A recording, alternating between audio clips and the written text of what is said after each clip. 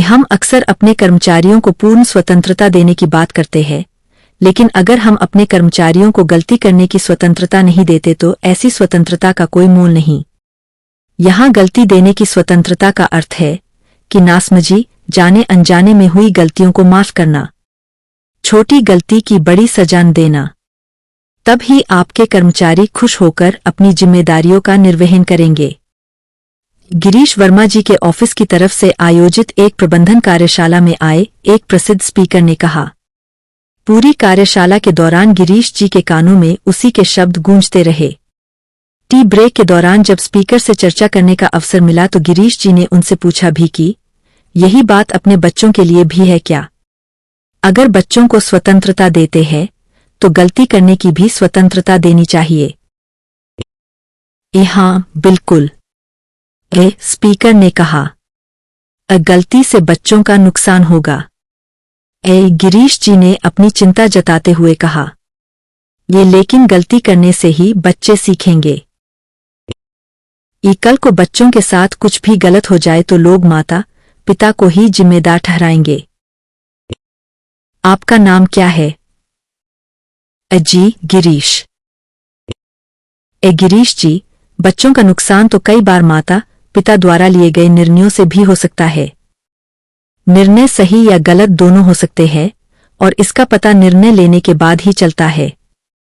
लेकिन अगर हम निर्णय लेने की स्वतंत्रता नहीं देंगे तो बच्चे निर्णय लेना कैसे सीखेंगे? बात तो आपकी सही है। गिरीश जी, कई बार हम अपने अहंकार के चलते बच्चों के सही निर्णय को भी गलत मान लेते हैं और उनका साथ नहीं देते। गिरीश जी ने अपनी इकलौती बेटी शिवानी को बड़े अरमानों से पाला पोसा, उसे अच्छी से अच्छी शिक्षा दिलवाई और शिवानी अपने पैरों पर खड़ी भी हो गई थी।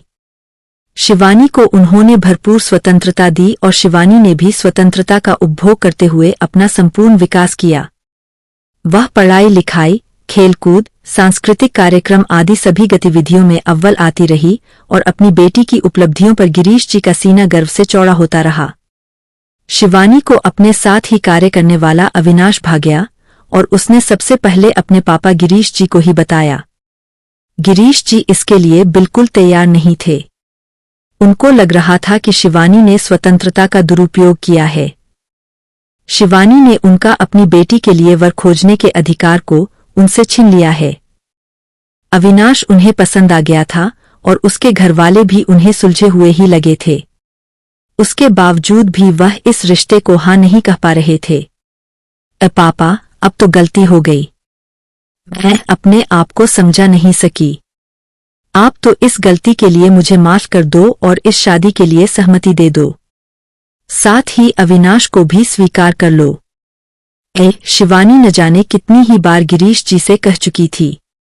गिरीश जी की पत्नी अनीता जी भी गिरीश जी को कई बार समझा चुकी थी, लेकिन गिरीश जी इसे स्वीकार नहीं कर पा रहे थे।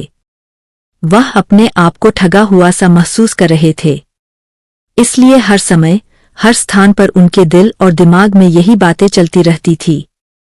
कभी पुत्री प्रेम का पल्ला भारी हो जाता और कभी पिता के अधिकार का। आज गिरीश जी ने अपनी पुत्री की गलती को स्वीकार करने का निर्णय ले लिया था। गिरीश जी इसे गलती मान रहे थे, जबकि यह शिवानी का स्वतंत्र निर्णय था और उसे अपने बारे में निर्णय लेने का अधिकार भी था। अगर आपको ये कहानी पसंद आए तो प्लीज लाइक, शेयर और सब्सक्राइब जरूर करें।